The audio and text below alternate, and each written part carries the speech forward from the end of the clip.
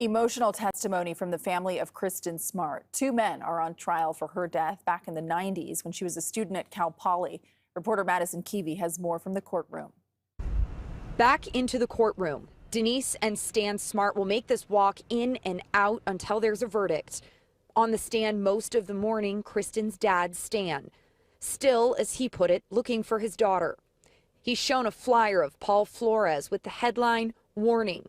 In a smaller print, a paragraph about Kristin's disappearance and the reason why it was printed, quote, "Paul Flores is refusing to cooperate with law enforcement."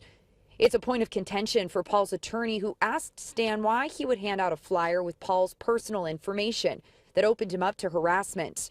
Stan said, quote, "Remember, we're the victim family and missing our daughter." Ultimately, knowing Flores was the last person to see Smart alive, Stan's suspicions of the man now on trial next to his father are the same ones he shared with CBS 13 just 34 days after Kristin disappeared. When I first heard that, I was real troubled by it. It makes me, more convinced that he's involved. A prickly back and forth with Ruben's attorney today, who too repeatedly asked Stan for a specific number of times he drove past Ruben Flores' Arroyo Grande home.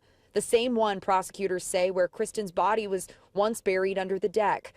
Stan said he'd driven by a few times, not many, inspired once to go as a father looking to talk about his daughter.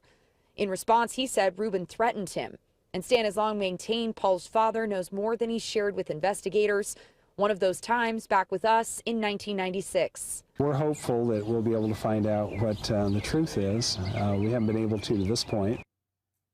As the trial continues, prosecutors say they will move into the parts of Kristin Smart's college life at Cal Poly and the events that led up to her disappearance.